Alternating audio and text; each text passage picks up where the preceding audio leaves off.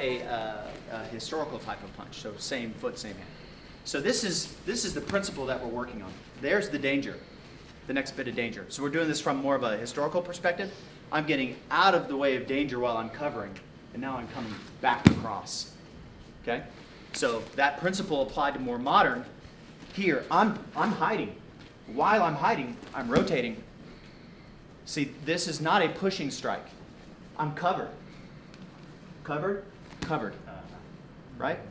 And now, depending on the story that is unfolding, I'm either staying here or, for whatever reason, I'm inspired to want to shut this. Oh, no. Right? Here it comes. So I just let it. Am I grabbing Mr. Brett anywhere? No, because we're still like, this is crazy. This is like not even a second and a half now. Okay? But see where my positioning is? From here, we're just entangled, but I'm on top of where his base is. So it's easy for me just to hang heavy there. But it's all from a sense of protection, not from a sense of I'm gonna get you. And not that anyone's doing that. I just want to reference that so you can see how opposing those ideas are, rather than I'm gonna see how Brett brought this back, but we could easily just hit each other, right? So in here, whoa, I get this here. Oh, geez. Okay. Oh, different configuration, but I'm trying to manage him. I'm letting him do what he needs to do. And oh yeah, see where the danger, see how he's getting up? Go back where you were. See where he's getting up? I'm not going to try to control this. This is safety and balance. I let myself go with him. More of an advanced principle, but it is a principle, right? Just allowing these things to occur instead of fighting them as they come in. So let's say instead of him throwing this attack, as we move into cover, he sees that as an opportunity for a different type of attack. So the initial attack comes in, we're covering, and I'm attempting to get heavy on this arm, but what if he sees that as a way to get over and throw me onto the ground, right? What do you call that throw? Ippon Seoi Nage, right? Within and we're covering, I want to shut this down, but he sees it, he runs. He's in front of me, and he gets that pick up in the throat. Can we practice the attack for a few moments? Watch Mr. Brett one more time, real fluidly rides it, tucks that arm underneath. He's got that arm sort of bicep to bicep. And remember your break falls. Right? So we're going to respond to that throw setup here. Mr. Brett's throwing that initial hit, and I'm shifting and covering. He attacks the arm. I'm going to sink. I'm going to put my hand on his back. I'm going to bend my knees and get really heavy so that he bounces off of that attempt to throw and he turns back to face me. Right? He's probably going to bail on that at that point. So I want him to run into a wall or go to throw something that's just not going to go, so he's got to turn back and square up. So he turns back and he squares up. Make sense?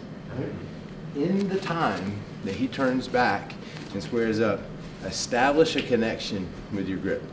You can get on the collar, you can get on the sleeve, but it would be handy to have some fabric there. See, as he turns toward you, move with it. If he's turning towards me, I'm going to move with it. And I'm going to leave my right foot in place.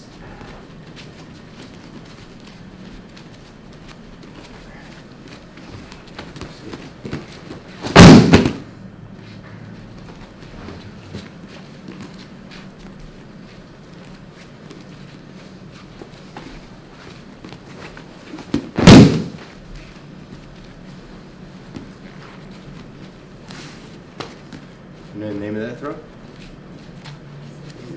He's a Garuma, the knee wheel. Right. 1, 2, 3. We do one more. This one has fairly demanding ukemi.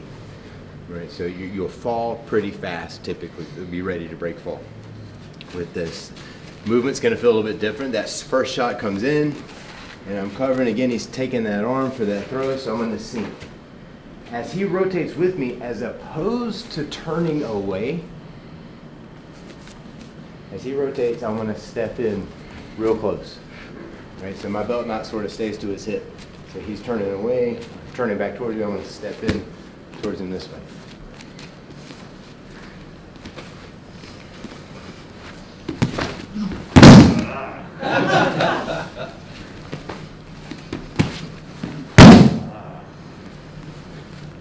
not picking him up. I'm trying to kick his feet together as he's stepping. So I'm gonna move in and with this sort of slide as opposed to this sort of block.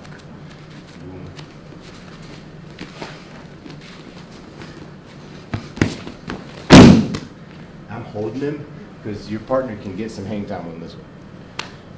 Any questions? What you said is the timing of when you step up. You can't time it, which is the hard part to get used to. You've got to sort of force the steps to happen.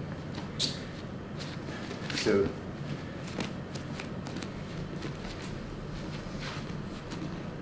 I got to really step close. I got to force that. He's probably going to put that foot back down, then he's going to take his other foot and step out again and square up. Right? If he wants to fight me and I'm here, he's going to step out and turn. Right?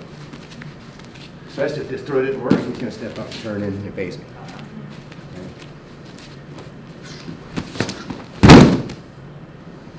So you can't time it, you just gotta believe. But if you miss, and he ends up squared up, you're still in a really good position to fight him anyway, right?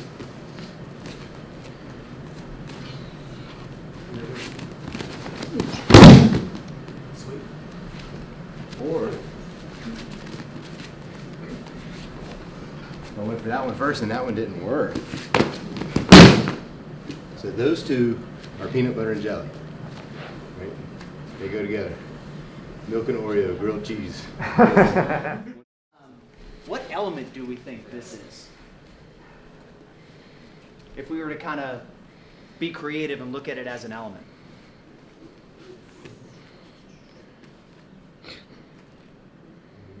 It's earthy, right? So if I think I'm gonna sweep his feet, that means I'm doing something to him, right? So he's trying to throw, and I shut this down. When he moves, see, we can't do it. I can do stuff to him, but the only recourse that he has is try to create space on me. Then he can continue. So when he moves, I stay connected to him, but I'm grounded. I'm not doing this with him. Go ahead and move out of there. And then I'm going to get him. So if he's moving, I'm moving, and I just don't stop.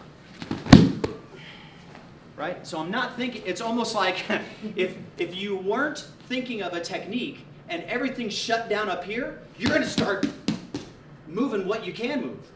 And this just, we're going over here? Okay.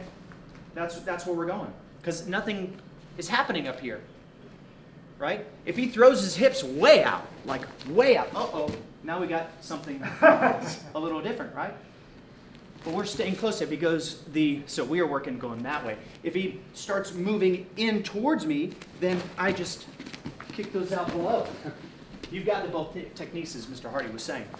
But if I think I'm going to do it to you, then I got to think of remember somebody was asking like the timing of it? You were saying there is no real timing. It's not, because we're just walking. I can't be like, okay, and now I'm going to do it. No, we're just in motion. Right? Or you're trying to move, and no, I'm going to stop your motion. Can't stop it, I'll move with it. Right? So that's why it's principle-based. If we look at it as technique-based, then I have to look to try to do the technique, and I'm already, half a second behind. Right? Good on that? So think of it like this is Earth. Wherever you go, I go. You're just trying to create more space, and I'm not letting you. Our hips are connected. And the only thing I have to maneuver is like I can disrupt that. Remember the technique that we have? We kind of do this double tap. That's the way I look at it. I'm double tapping your ankles together. Right? It's like clap. Right? Will inspire you to get off the ground fast.